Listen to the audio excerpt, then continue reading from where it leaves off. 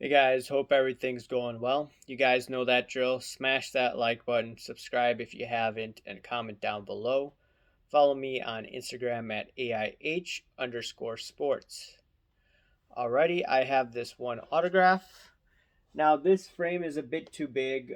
This was the only frame that I had, and I had to put it in here because otherwise the picture would get ruined. And it's none other than Mr. Pacquiao and Floyd Mayweather. This is the famous fight about, what, 7 years ago? Wow, it's crazy. Or maybe 6 years ago. I don't remember when. So yeah, Floyd Mayweather defeated Manny Pacquiao, and Floyd Mayweather, after that fight, was determined the best fighter or best boxer of my generation. I didn't get to see the others. Some people say that Tyson was a talented fighter as well, a boxer. Now, that being said, there were alleged rumors of Tyson using roids. So, yeah. I don't watch any of Mayweather's exhibitions with what's his name, Logan Paul. But some of his older fights were just phenomenal. I just remember watching. I used to also watch Pacquiao, and yeah, this is more for my collection. I took some of the proceeds that I got from that Mayweather sale, and I just bought it. I bought this autograph. So the thing is, the seller gave me the wrong PSA certification. He didn't respond to me. I'm like, what the hell's going on? And then, or he did respond once, and then he didn't respond again. So I'm like, what the hell? So I gave him a neutral review on eBay, and then he responded to me saying, I'm sorry, I'm in the hospital. So I'm like, oh crap, I felt bad. But anyways, he did return, or he did send me the correct COA. So I'm happy about that. And the sticker is on the picture itself. Uh, and speaking of Mayweather, I wanted to talk about this one topic and how Mayweather actually boxed against Conor McGregor. This was what, about 4 years ago, I believe, 3, 4 years ago. I don't remember the exact timing. And this was an interesting fight as well. McGregor hyped it up. He was talking all this smack. But as we know, McGregor is just great at sales these days. He's not winning anything big. Ever since that Khabib fight, he hasn't been the same, in my opinion. But regardless, the topic that I'm going to talk about could relate to a future sports card strategy. If you remember that fight, the only way Conor McGregor could win is if he knocked out Floyd Mayweather. And if you remember that fight, McGregor was just throwing all these punches left and right, and Mayweather did get hit, but he wasn't knocked out. But towards the middle of the fight, you could see that McGregor was gassed, and Mayweather was just starting to take punches there. And then, at a moment where McGregor was totally out of it, Mayweather just gave him his final blow, and he won. And what does this have to deal with sports cards? I believe it has to deal with a lot. So if you remember last year, a lot of people they were, in my opinion, acting like Conor McGregor. Not the nature that Conor McGregor does in terms of his attitude, but the way he was boxing against Mayweather. He kept People kept on being very aggressive, trying to throw all these punches, and then trying to trade up all the way to get the best card. Now, that may have temporarily worked in 2020, in most of 2020, because of all this funny money and everyone was at home and you couldn't pay money really to go to sporting events, maybe except baseball games in the World Series, where not many people were allowed to go. But, anyways, you had all of these guys trying to trade up, and yeah, they did do a phenomenal job. But I was rewatching that or I watched part of it. Sasha T acquiring the Charizard card, and in that video, I believe some people are saying that, hey man, this is going to go to 1 million, and Sasha T said that, yeah, I'm going to get 1 million in a year. So you see these aggressive moves, while they may have worked earlier on, they didn't. And then you just strike out big. And that's what happened to Conor McGregor. Kept on making all these aggressive moves, and then Mayweather just knocked him out. Mayweather put him in his place. And in my opinion, the best strategy for the next few years is just to patiently wait, just like Mayweather was.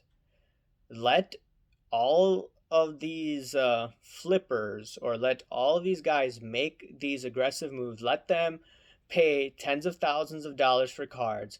Let them overpay. Let them go into debt. And then when the economy rolls over, or we've already had the sports card market roll over, okay? Except maybe a few cards. Some of the high-end Brady cards still have been doing well. And that this is to be expected once he announced his retirement. But maybe besides those cards, maybe a few Josh Allen sales recently, Serena Williams sale, maybe a Babe Ruth scarce card sometime late last year. Besides that, a lot of these cards are down, 50% high end. MJ Fleer 86 card, like I said, is down over 50%. If you look at Derek Jeter PSA 9 SP, what is it, the 279 card, it's down close to 60%. Okay, and the PSA 9 has liquidity. That's why I'm looking at that rather than the PSA 10, where you barely have sales of PSA 10s. So, yeah.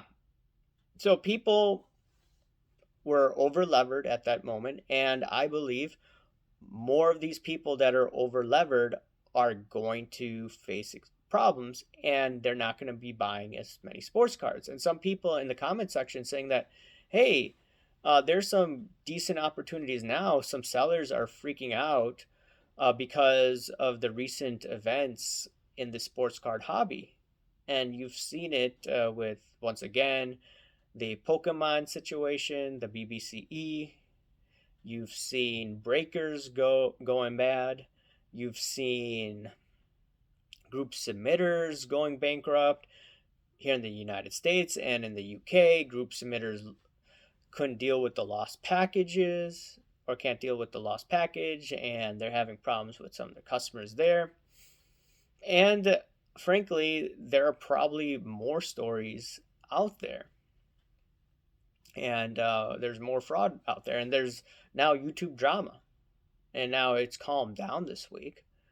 But yeah, so the sentiment isn't as strong as it was last year, and I showed you with the Google Trends, it on the search algorithm it was 100. Now it's not there. It's not 100, though it was 70 when I saw last time. So okay, people are definitely typing in sports cards, but still, what can people do right now?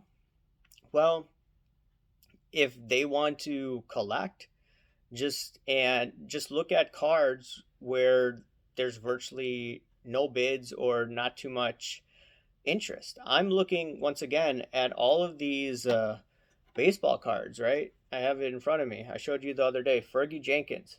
This card I got for $20, about shipped $21, and it's autographed.